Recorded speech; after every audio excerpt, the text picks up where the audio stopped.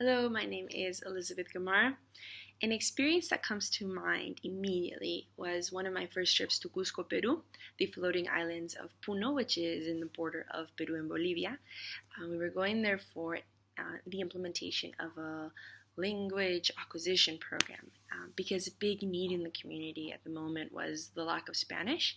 They were familiar with Quechua, but Spanish wasn't heavily used, considering that they needed that for business, to begin their own business initiatives, and so forth. And so I was very excited. My parents both come from indigenous backgrounds, and I myself have grown up with the language. But when we got there, everything went a completely different direction. Many of the locals expressed to us the fact that it might not be what they need, but this wasn't clear until one woman approached me. She was Maria Sunco, and she came.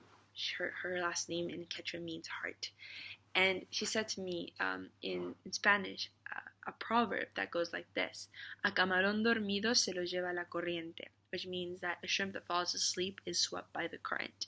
And it was very deep because it got me thinking. My first reaction was like, "What?"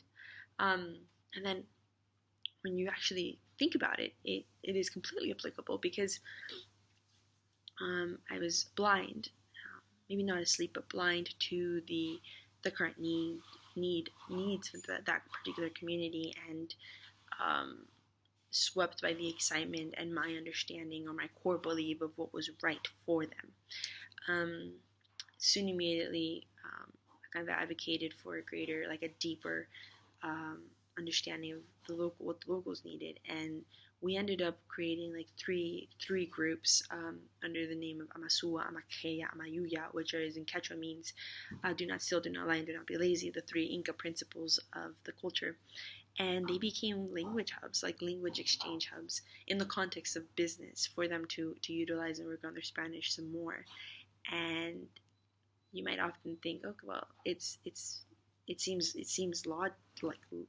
it seems reasonable, right? It seems like obvious, but oftentimes I think when you're put in these situations, it's easier said than done, and it's an experience that I treasure and always reflect on, because it's been an opportunity for me to value kind of all voices in a room and value the importance of how leadership can take precedence, both as a follower and a leader.